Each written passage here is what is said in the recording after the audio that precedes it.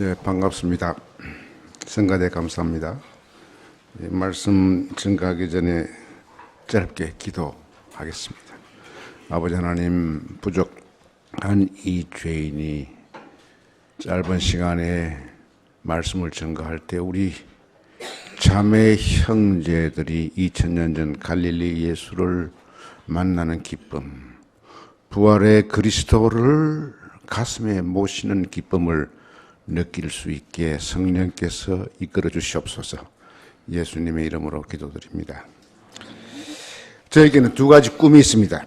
하나는 이 나이가 85대에서 꿈이 있다는 게 좀 이상하긴 하지만은 이 추악하게 분열된 한국 교회를 예수 복음, 제가 말하는 예수 복음은 기독교 복음 말 아닙니다.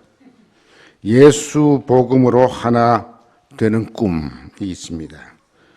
또 하나의 꿈은 강대국의 갑질로 억울하게 지난 110년간 강점되고 분단된 조국이 하나가 되어 평화 강소국으로, 평화 민주 선진국으로 우뚝 서게 되는 날이 오기를 바랍니다. 이것은 주님의 희년을 바라는 마음과 같습니다. 특히 민족이 분단돼서 74년을 보내는 지금 남북 관계를 악화시켜야만이 정치적, 경제적 온갖 이득을 보는 정치 세력의 종노릇하고 있는 오늘의 한국 교회 일부 지도자들의 행태에 절망하기 때문에 오늘 저는 짧은 시간에 100년 전 우리 민족 고통이 절정에 달했을 때 우리 신앙의 선배님들이 보여주셨던 감동적 모습을 찾아보고 싶습니다. 그래서 오늘 저는 여운형 몽양 선생의 삶과 고난, 그의 죽음에서 예수의 향기로운 흔적을 성찰해서 여러분에게 알려드리고 싶어요. 여러분, 몽양의 삶은 예수의 향기로 알차게 채워진 삶이었는데 한국 사회에서는 지금 몽양이 별로 알려지지 않고 있습니다. 그런 방가집에서, 부잣집 농촌 방가집에서 태어났으나 22세가 되던 해 그는 집안에 노비 문서를 다 태워버렸습니다.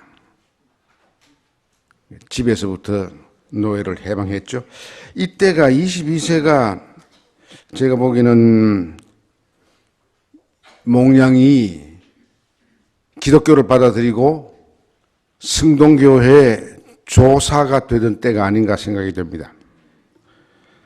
그러니까 그때 성동교회는 어떤 교회인고 하니 지금 성동교회가 한국의 보수교단의 모교회지만은 그때 성동교회는 무엇 선교사의 영향이 있었는지 몰라도 상당히 만민 평등의 사상을 가지고 실천하려고 노력했던 초대교회였습니다.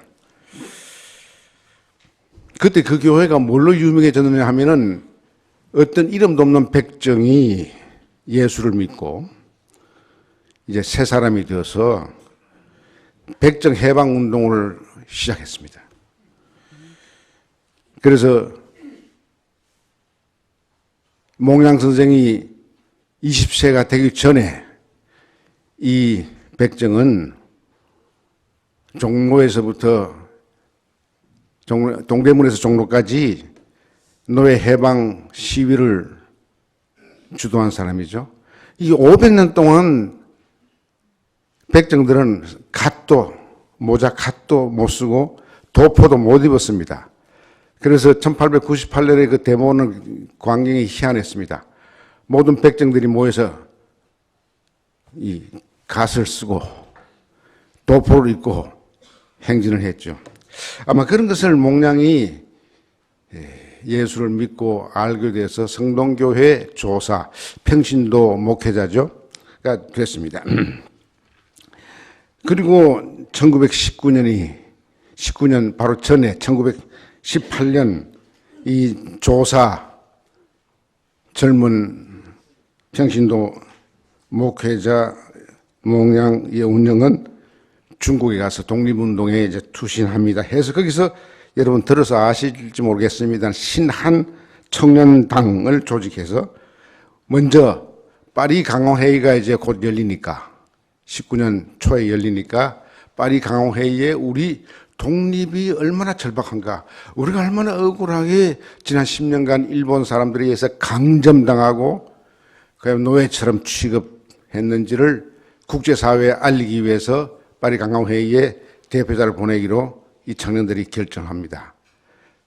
그게 이제 주동이 되는 분이 몽냥이죠. 그래서 김규식 박사를 우리 대표로 보내자 결정하고 김규식 박사를 보내는 여비라든지 비용을 조달하기 위해서 몸소 앞장서서 헌신합니다.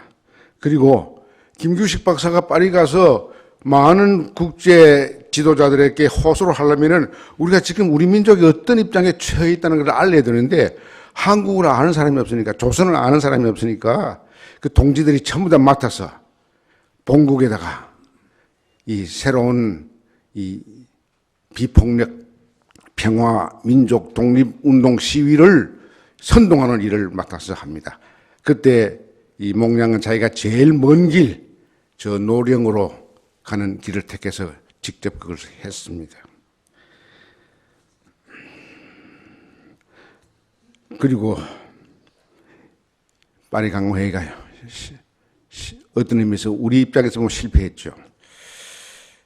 그해 19년 11월에 일본은 3.1운동의 전민족적, 전민중적 저항을 받고 나서 하라 내각이 반성을 합니다. 진정한 반성 아니에요. 가짜 반성입니다. 이 무단 통치는 안 되니까 어떻게 좀 정책을 바꿔봐야겠다 생각해서, 그러면 이 일을 위해서 우리하고 솔직한 대화를 할 수 있는 사람을 찾았는데, 자기들이 판단해, 하라 정부의 판단은 이번 이 소위 소요가 독립운동 시위가 주로 크리스찬 청년들이 많이 참여했고 기독교 교회가 뒷받침했다는 이야기를 듣고, 그러면 그 가운데 사람을 찾자 해서 추천된 사람이 몽냥이었습니다. 몽냥은 그때가 33이었습니다.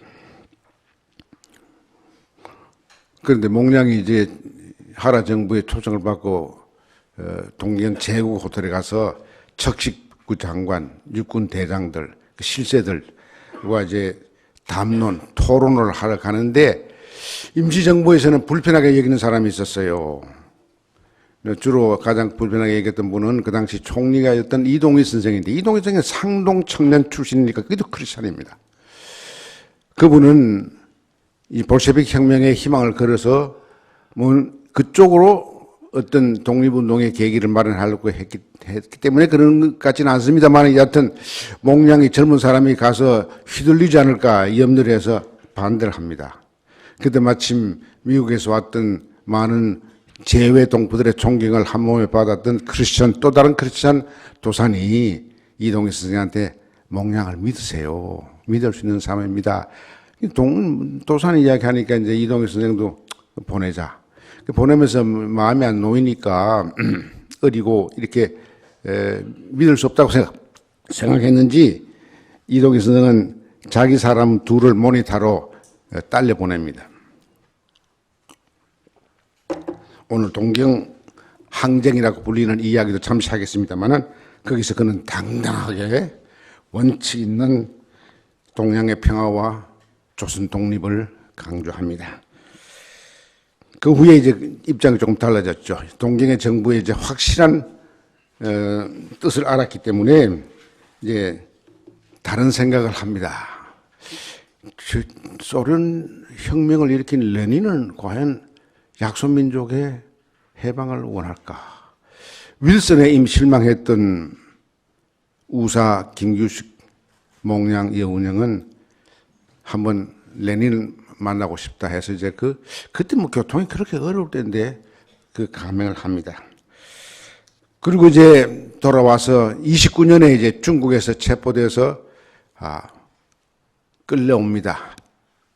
조국에 끌려와서 고생을 하시다가 이제 그때 소위 조선 중앙일보사 사장이 되면서 1936년 올림픽이 베를린에 있었을 때 송기정 선수의 일장기, 가슴에 붙은 일장기를 말소하는 사건을 몽양이 사장으로도 주동합니다. 뭐 동아일보가 했다 그러는데 실제로 이 몽양이 했죠.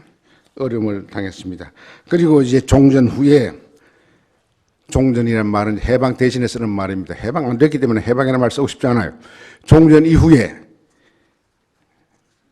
건국준비위원회를 출범시켜서 해방 공간에서 그의 활동은 정말 예수의 정신으로 좌우 합작의 통합에, 진보 보수 통합에 온 힘을 다하다가 극우의 극좌에 의해서 10번 이상 테러를 당하고, 그리고 마지막 테러가 이승만이가 간접으로 보낸 사람에 의해서 저격당해 죽습니다. 그의 삶과 메시지는 정말 예수의 향기가 드러나는데, 참으로 이상한 것은 몽양이 그런 활동을 하면서 전도한 차원에서 예수를, 성서를 이야기한 것은 거의 없습니다. 그 삶 자체가 예수의 향기였어요. 실천 자체가 예수의 복음의 증언이었습니다. 예수 믿고 천당 가세요 이런 말 한 적이 없어요. 그래서 오늘 저는 우선 동경 항쟁 사건 잠시 말씀드리고, 해방 공간에서 우리의 믿음의 선배 몽양이 보여줬던 살신성인의 노력을 여러분에게 알려드리고 싶습니다. 왜? 그것이 우리 민족의 사도 행전이기 때문에 그렇습니다. 1919년 11월에 일본 하라 내각은, 조금 하라는 군부와 달라서 이 정당 정치를 통해서 일본 정치를 하고 싶은 좀 열려있는, 좀 상대적으로 진보적인 사람이었죠.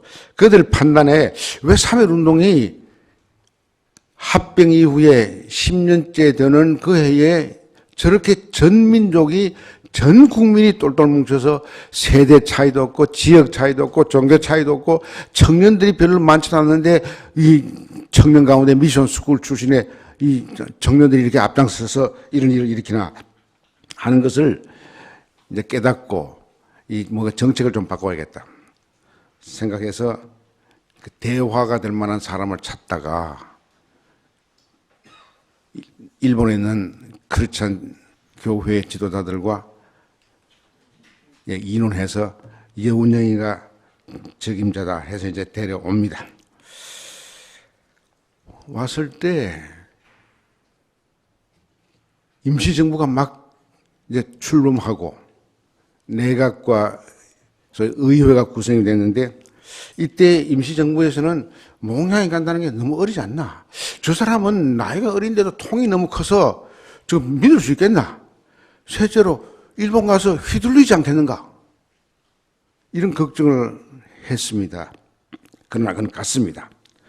가서 개인 자격으로, 임시정부의 자격이 아니라 개인 자격으로 가서 며칠간 소위 일본 패권주의, 제국주의 핵심 장관들, 군부 사람들을 만나서 당당하게 이야기합니다. 이야기 내용은 그저 이렇습니다. 당신들이 정말 동양의 평화를 위해서 대만을 삼키고 한반도를 삼켰다면은, 정말 평화를 위한다면은 조선 독립부터 이거 허용해라 해서 뭐 논리정연하게 힘있게 증언합니다. 뭐 그런 것이 많이 신문에 많이 나지 않았지만은 그 이야기를 들었던 일본의 기독교 안에 진보 세력이나 기독교 밖의 진보 세력들이, 조선에 저런 똑똑한 청년이 있었구나. 감동했지요. 그러니까 동양평화를 앞세워서 대만과 한반도를 식민지로 삼켜버린 일본 제국주의의 그 위선적인 정책에 대해서 신랄하게 할 말을 다 했습니다. 그때 1919년 11월이니까요. 그때 이미 이 파리 강화 회의가 얼마나 우리 민족에게는 아무 연관 없고 절망을 줬다는 것을 이미 몽양도 알고 김규식 박사도 알고 민족 크리스천 이 민족 애국 청년들이 알고 있을 때입니다. 이제 우리가 미국 쳐다보지 않고 우리가 정말 자립적으로 주체적으로 독립운동을 하려고 그러면은 아까 제가 잠시 말씀드린 대로 여러 다른 나라의 경우를 보자. 사실 몽량은 이미 조사로 있다가 중국 가서 중국에 있는 YMCA를 중심으로 하려고 하면서 그때 소문 소논이 그 추진했던 신의 혁명 그쪽 사람들을 알게 됩니다. 알게 되면서 소문이 그 시작한 그 나름대로 중국의 좌우 합작, 모택동과 장개성의 합작 그 노력을 보아서 우리도 저렇게 해야 되겠다 하는 것을 이제 이 기독교 젊은 청년 몽량은 그것을 가슴에 담습니다. 그런데 정말 레닌이 그렇게 생각할까? 이걸 확인하기 위해서 우사는 그때 몽량이 성동교회 조사로 했을 때 우사는 역시 30대, 자기보다 나이 5살 위인데 30대 청년으로서 세문안교회 장로가 되었습니다. 그러니까 두 평신도 장로, 평신도 목회자가 아마 그때부터 알고 있었던 것 같아요. 그래서 서로 도우면서 형제같이 지났습니다. 실제로 몽량은 우사를 형님이라고 불렀고 또 우사는 몽량을 동생이라고 불렀습니다. 그런데 가서 레닌도 만나보고 했는데 역시 코민테른이라고 하는 국제기구가 사회주의 원칙에 서 있는 약소국가를 우선 도운다고 하는 그 원칙을 확인하고 실망합니다. 해방이 됐습니다. 2차 대전이 끝났습니다. 몽량은 29년에 이미 잡혀왔기 때문에 해외에 있는 다른 독립운동가와 달리 고생도 많이 했지만은 자기가 해방되기 전에 벌써 12여 년 전에 잡혀왔다고 하는 그것 때문에 국내에는 상당히 어느 정도 기반이 있었습니다. 근데 이제 해방이 되자 극좌와 극우 간의 이 갈등이 참으로 부끄럽고 심각했습니다. 여러분께서 아시는 대로 극우의 두목이라고 할까요? 두목은 이승만이었고 극좌의 두목은 박헌영이었습니다. 남쪽에. 이 두 극좌와 극우 사이에 끼어서 몽량은 저는 그렇게 생각합니다. 순교의 각오를 가지고 이 합작운동에 온 몸을 걸었습니다.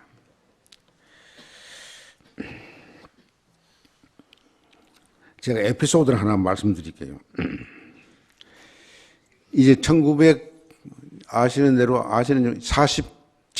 7월 19일 날 이승만 밑에 경찰 서울 수도경찰청장 하던 장택상 밑에 있는 사람들이 음모를 해서 이승만을 죽이지 않습니까? 해화동 그 노탈에서 죽이는데 그 사건이 일어나기 전 한 10개월 전에 있었던 사건입니다. 그때 국내에서 소위 진보적인 계열 극좌와 중도 좌파 간의 이 갈등의 핵심은 뭐냐면 이거였습니다. 극좌 쪽인 박헌영은 남북 간에 하여튼 진보적인 좌파들이 먼저 정당을 만들고 합당하고 하는 게 가장 시급하다 이렇게 생각했고 몽량은 아니야. 남쪽의 진보와 보수를 다 통합해서 합작을 해서 하나로 만들어서 송진우 그룹 한민당까지도 껴안고 어떻게 하든지 합쳐서 그걸 바탕으로 해서 북쪽의 좌파하고 민족 통일을 논의해야 된다라는 입장이었습니다. 이 두 입장은 결국 합당이냐 합작이냐 이것은 심각했죠. 그래서 1946년 가을에 박헌영이가 몽량을 납치합니다. 청년들 시켜서 권총으로 위협해서 눈을 가리고 어느 어스간 데 잡아와서 눈을 뺏겨놓고 나서 아유 선생님 죄송합니다 이렇게 모셔서 말은 그렇게 합니다만은 이제 서로 이야기를 하는 거죠. 하는데 이 두 가지 좌파 간의 합당, 좌우 간의 합작 이 문제가 안 풀립니다. 아무리 설득해도 안 됩니다. 그러니까 이제 박은영이가 화가 나서 나가면서 한 이틀간 정도 이야기해도 말 안 들으니까 나가면서 젊은 그 자보 테러리스트 같은 청년들에게 저 영감 너희들이 처치해 뭐 그 죽이라는 말은 아니었겠지만은 그렇게 이야기를 했습니다.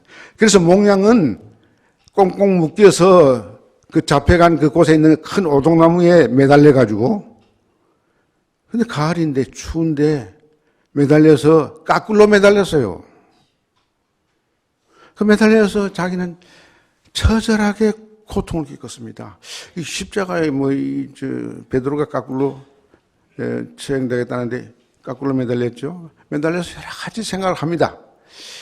내가 저 박헌영을 같은 일제와 한가할 때 동지로서 그렇게 생각했고, 그리고 박헌영의 너무 극좌에 대해서 비판했던 자기 밑에 있는 근처에 있는 사람들에게도 늘 좋게 이야기했는데 나를 이렇게 할 수가 있는가 하는 그런 아주 절망감받은 것이 온몸을 찬바람처럼 때렸지만은 견디다가 결국은 실신 상태에서 이제 내려옵니다. 그래서 그 박헌영의 행동대 젊은이들이 몽양을 희문 고등학교 앞에다까지 다 내놓고 가버렸어요. 그래서 이제 몽양은 그 죽음에서 살아나서 서울대학 병원 가서 이제 치료받고 이제 다시 돌아오니까 그 소문이 번져서 언론계 기자들도 많이 오고 아주 그 집 북적북적했죠. 그런데 몽양은 절대 기자들 안 만났어요. 기자들도 짐작할 거 아닙니까? 이거 누가 잡아갔다는 거, 그러면 자기는 또 박헌영이 욕을 해야 되니까. 그 몽양의 하나의 덕목은 뭐냐면은 이미 이 테러가 9번인가 10번째 테러인데 그렇게 당하면서도 기자들이 물었을 때 누가 나를 잡아가서 이렇게 했다는 말을 안 합니다. 넓은 마음으로 안 합니다. 욕을 안 합니다. 그런데 사람들이 많이 모여서 이제 그 동지들이, 주로 동지들이죠. 위로하고 하는데, 이제 기자도 안 만나니까, 접근하기가 쉽지 않죠. 그런데 그 사이에 뚫고 어떤 사람이 쓱 들어옵니다. 당당하게 들어옵니다. 누군가 보니까 자기가 모르는 사람이에요. 제가 그때 있었던 이야기를 강준식 선생이 쓴 우리 몽양전 수호전과 삼국지보다 더 재미있는 겁니다. 그 한지를 내가 구해서 우리 교회에 내가 바치려고 요담 가져오겠어요. 다 한번 읽어보시기 바랍니다. 강준식 선생의 그 이야기하면 이렇게 되어 있습니다. 어떤 사람이 쓱 들어오니까 누군지 건방지가 쓱 당당하게 들어온단 말이에요. 들어와서 하는 말이 몸은 괜찮으십니까? 몽양 선생님? 이 경상도 말로 하는 겁니다. 괜찮소만은 니시더라. 내는 수사과장 노덕술입니다. 박헌영에게 욕보셨다고 하던데 끌려간 곳이 어딘지 알 수 있겠습니까? 몽양 알려줄 수 없어. 아이고야, 체포령 내린 지가 한 달째인데 다시는 그자가 난독 못 피우게 잡아 들이십시다. 역적놈 잡는데 협조해 주십시오. 이때 몽양은 화가 났어요. 자기를 죽이려고 그저께만으로 거꾸로 매달렸는데 그래도 점잖으니까 덕수라 이렇게 말하냐고. 노과장, 예, 그대 보기엔 역적인지 몰라도 내가 보기엔 박헌영은 나름대로 애국자요. 그대가 총독부 하수인 노릇하고 있을 때 박헌영은 목숨 걸고 항일 투쟁을 한 과거가 있어. 노덕슬이가 이렇게 말합니다. 이거 왜 이러십니까? 과거는 어째 됐든지 간에 지금은 몽냥을 욕보이고 있지 않습니까? 갈등 있는 거 사실이나 그건 나와 애국하는 방법이 다르기 때문에 그러니 쓸데없는 말 말고 이 방 좀 나가주게. 그러니까 노가 아하 박이 몽냥 선생의 정당의 사람을 매수해갖고 이렇게 여러 번 테러를 하는데 더 험한 이야기 나오려고 그러니까 그때 소리를 냅다 지르면서 나가시오! 썩 나가시오! 보통 쫌새의 정치인 같으면 아 그래 노고장 나를 저 사람들이 10번째 지금 테러하는 거야. 좀 잡아 죽여. 그러면 없애버려. 안 돼. 이렇게 말할 거 아닙니까? 몽냥의 이 건전한 포용성이 어디서 오겠습니까? 그가 예수를 만났기 때문에 아닐까 이렇게 생각합니다. 세계적으로 상당히 이 공산주의 역사에 대해서 잘 아는 한국 출신 역사학자 이정식 유펜 교수가 평가한 게 있습니다만은 크리스천 아닌 역사학자들은 왜 이 몽냥이 이렇게 넓은 생각을 가졌을까 하는 것에 대해서는 미치지 못한 것 같아요. 몽냥의 분별력 있는 판단이 참으로 놀랍고 노덕수를 야단쳐서 그 많은 사람 앞에서 쫓아내는 그 용기도 대단한 것이죠. 이 사건이 있고 나서 얼마 후에 이제 몽냥은 노덕술계 사람들의 공작에 의해서 이렇게 선출된 어떤 청년에게 해화당에서 총 맞아 죽죠. 저는요, 몽냥의 예수 정신, 늘 제가 3.1운동 100주년 기념, 임시정부 100주년 기념 이 위원장을 맡아서 다시 책을 읽으면서, 야 100년 전 우리 그리스도인들은 이렇게 마음이 넓고, 이렇게 뜨겁고, 이렇게 예수의 말씀을 실천해 살라 그러면서 값싼 죽어 천당 안에 있는 이야기는 안 하고요.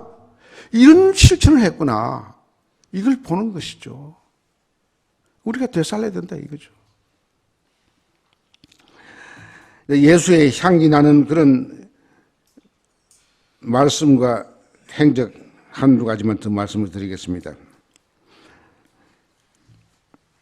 그때 몽냥이 그렇게 테러를 당하는데도 속수무책 대책을 마련해 놨습니다. 특히 몽냥을 진심으로 아버지처럼 따르던 그 개인 비서 가운데 홍 씨가 있었는데 선생님이 벌써 10번 가까이 테러 당하는데 왜 경호를 안 붙입니까? 그랬을 때 몽냥이 한 말이 있습니다. 홍군 말이야, 지난번 향리에 가서 이곳저곳 계곡을 구경하다가 깨달은 것이 하나 있네. 모든 물은 낮은 대로 흐른다는 것이야. 내가 더 낮아져서 민중에게 더 가까이 가야 해. 그래서 나는 내 스스로 나와 그 인민들을 격리시키는 일을 하고 싶지 않네. 만약 내가 그렇게 밑바닥 인생들과 나 사이 경호로 격리시킨다면은 내가 이승만 박사와 다를 게 뭐가 있나? 이승만 박사도 크리스찬이요.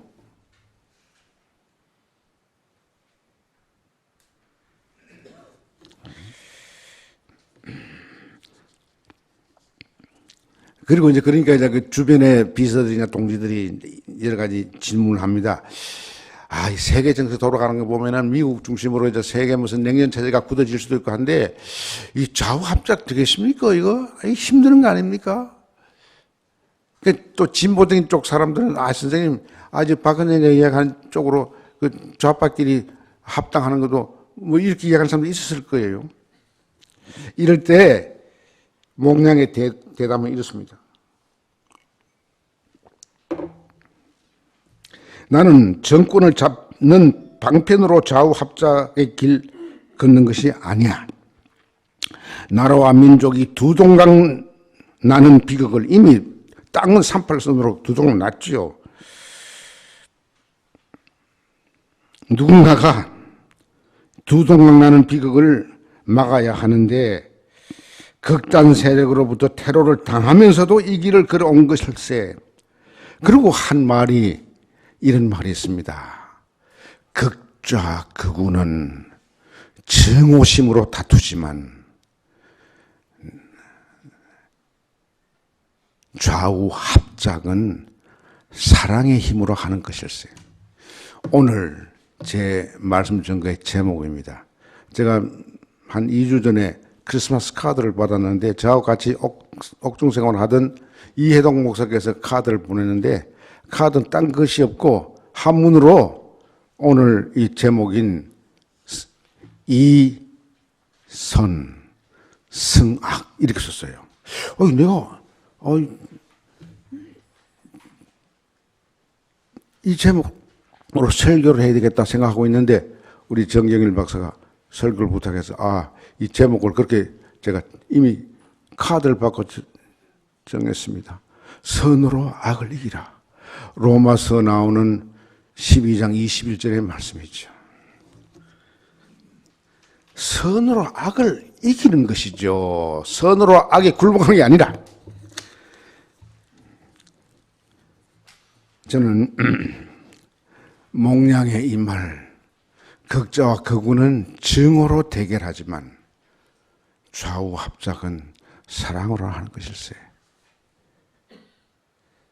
대중연설에서 설교한 적이 없는 목량이 그 뒤에는 이런 것이 있었다는 것이죠.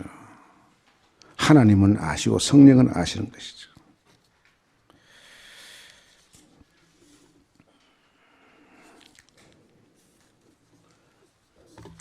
이제 그 죽음에 대한 이야기를 하고 제 이야기를 끝내겠습니다. 1947년 7월 19일 제가 다니던 물리대에서 얼마 멀지 않는 해화동 로타리입니다. 7월 19일 날 돌아가셨는데요. 1시 15분에 돌아가셨는데 그때 미군정청 민정관 존슨과 그날 오후 4시에 민정관 집에서 만나기로 했습니다. 그 이유는 하지 중장 체제 하에 미 군정이 가만히 국내 상태를 보니까 박헌영은 이미 너무 걱정하니까 미리 제꼈고요. 이승만에 대해서 기대를 가졌다가도 안 가졌다가도 이렇게 판단을 못하다가 이승만이는 보니까 너무 극우 쪽으로 가는데 또 그 사람을 부리고 하는 그 참 권모술수가 심하니까 미국이 믿지를 못했어요. 그래서 택한 사람이 이 사람 정도면 좋겠다. 미군정이 택한 사람이 제일 먼저 택한 사람이 김규식 박사입니다. 아까 제가 말씀드린 세만한교회 장로였던 김규식 박사. 저 사람은 믿을 수가 있는 사람이다. 김규식 박사하고 호영호재하던 목량도 미군정에서는 잠시 믿을 수 있다고 생각했습니다. 그러나 그때는 미군정이 트루만이 대통령이 되고 나서 전 세계를 냉전 체제로 미국의 군사 경제적인 지배 체제, 오늘의 지배 체제를 강화하려고 하는 조치가 막 나오기 직전인데 그 분위기를 알았던 사람들은 목량의 길이 참 어렵다는 것을 알게 됐습니다. 한반도에 이 트루만 닥트린이 적용이 되면 남북 간에는 냉전 빈부에 생겨서 우리는 고도가 되는 겁니다. 그래도 국제정세를 누구보다 더 잘 알고 있는 이 두 김규식 박사와 목량 여운영은 그 어려운 길을 갑니다. 이게 도무지 잘 풀기 어려운 것이죠. 그래도 그 십자가를 갖고 생각하고 지고 갑니다. 그 용기에 대해서 저는 정말 다시 한번 100년 후에 후배로서 존경을 표합니다.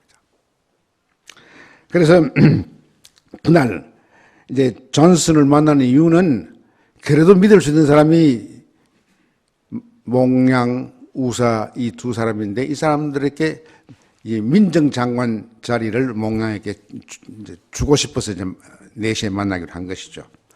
그런데 그날 마침 오후에 영국에서 온 축구팀이 동대문 운동장에서 우리 팀하고 축구 시합이 있었습니다.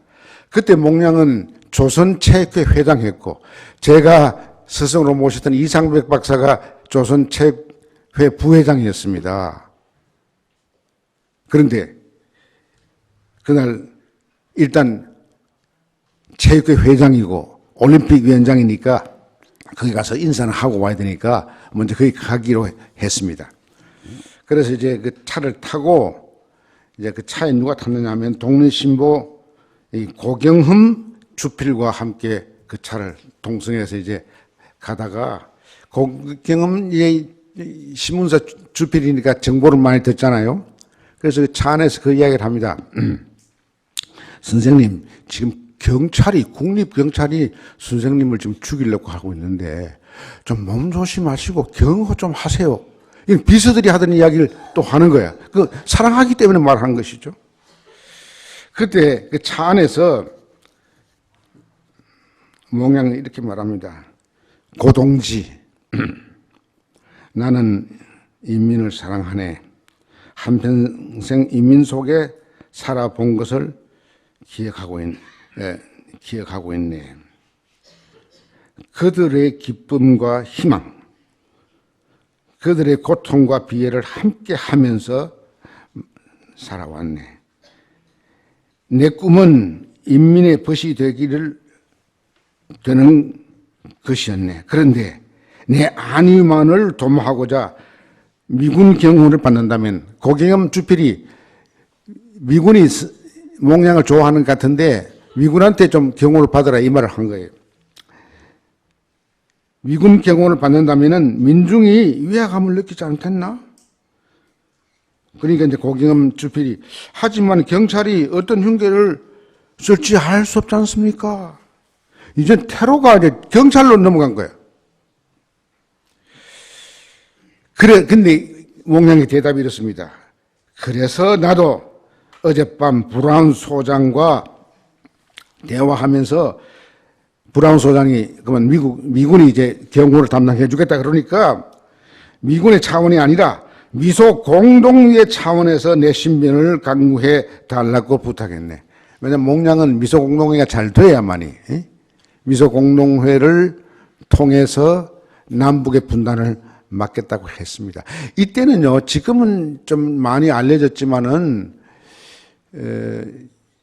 소위 그 1945년 12월에 있었던 모스크바 3장 회의의 결정이 신탁 통치인데 그게 아주 가짜 뉴스로 동아일보가 알려가지고 국내에서는 미국이 신탁 통치를 반대하고 소련이 신탁 통치를 제안했다. 그 정반대가 사실입니다. 그 전문이 나중에 알려졌지요. 그러니까 이제 우사나 몽양은 미소공의 제자에서 이것은 이 남북 합작을 계속하고 싶은 생각이 있었기 때문에 내가 경호를 받더라도 미국의 경호만 받는 게 아니라 미소공동회에 합의한 경호를 받고 싶다. 이렇게 한 것이죠. 그런데 그 이야기 하고 있는 찰나 차는 이미 해화동 노타리를 다 갔어요. 그런데 탕탕 총소리가 두 방이 났는데 어떤 젊은이가 뒤에 범퍼로 올라타서 몽양한테 총을 쏘는데 이야기하다 보니까 몽양의 가슴팍에서 시뻘건 피가 펌프처럼 쏟아져 나오는 것이죠. 선생님하고 고주필이 부르짖지만은 이미 몽양은 갔습니다. 그런데 고경흠 주필이 남긴 글에 이런 게 있습니다. 가슴에서는 피가 퍽퍽 쏟아지는데 그 얼굴에는 고요한 미소 같은 것이 떠올라 있었다. 저는 몽양 선생이 그렇게 돌아가시면서 뭐라고 말을 할 것 같았는데 그게 분명치 않았어요. 독립, 조국 뭐 이런 이야기를 하려고 하다가 이제 말 못하고 돌아가셨죠. 저는 그렇게 돌아가신 몽냥의 얼굴을 보고 고주필이 그 얼굴에는 미소가 떠 올라 있었다. 저는 여기에서 스데반의 죽음의 모습을 생각하는 겁니다. 사도행전 6장과 7장에 나오는 그야말로 바른 말을 하면서 사내들인을 격앙시켰던 스데반의 증언이 그야말로 그들을 경록해 했죠. 그래서 돌로 맞아 죽기 직전의 모습을 사도행전 6장 끝에서는 이렇게 말하고 있습니다. 그의 얼굴은 천사의 얼굴을 같더라. 천사의 얼굴을 가진 그가 돌을 곧 맞아가지고서 막 피투성이 돼서 죽었는데 죽은 모습을 누가는 그의 행전에서 이렇게 말하지 않습니까? 그는 천사의 얼굴을 가지고 죽었는데 잠을 자는 것 같았다. 돌로 맞아 죽었으니까 뭐 피투성일 거 아니요. 근데 그 얼굴에는 잔잔한 평화의 잠자는 사람의 모습이었다. 유관순의 죽음에 대해서도 그런 게 있습니다. 유관순은 장독으로 매 맞아서 고문으로 장독으로 죽었는데 더 구체적으로 말하면 이제 이 무슨 파괴가 된 것이죠. 죽은 유관순의 몸이 온전하지 않았어요. 그래서 그 이화 학당의 교장이 찾아가서 서대문 감옥소장한테 시체를 내달라니까 안 내줬어요. 왜냐하면 시체를 보면은 경악할 만한 일이 있었던 것 같아요. 그래서 이제 그러면 세계 여론에 호소하겠다. 또 두 번 찾아가서 그렇게 이야기를 하니까 마지못해 석유상자를 줬는데 학교에 들어와서 석유상자를 뚜껑을 열어보니까 유관순 시체가 토막이 났어요. 그 얼굴에는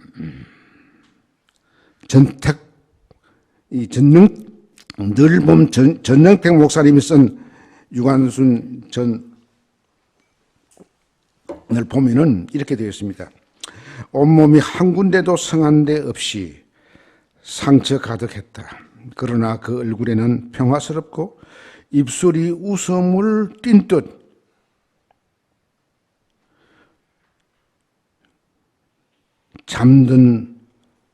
고요히 잠든 모양이 완연하였다. 유관순의 죽은 모습도 잠든 모양이 완연하였다. 몽냥의 죽음도 웃음을 띄었다. 스데반의 죽음도 그랬다. 이건 다 그 예수의 죽음에서 나타난 그 고요함과 평온함, 샬롬의 그 깊이가 있었단 말이에요.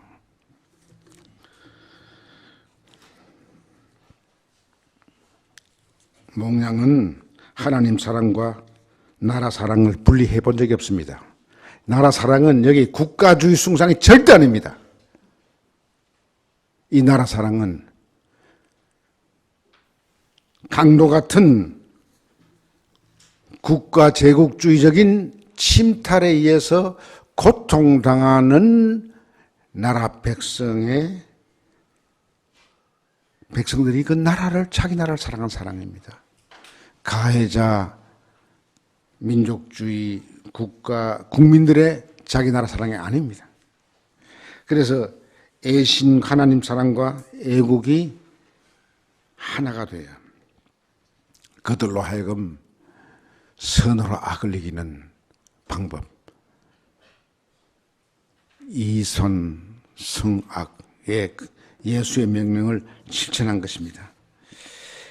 제가 워낙 이정식 박사가 이 방면에 몽냥에 대해가고 또 독립운동, 한국공산주의운동에 대해서 아주 결정적인 책을 남긴 사람이기 때문에 그분의 평가를 제가 하나 읽어드리겠습니다.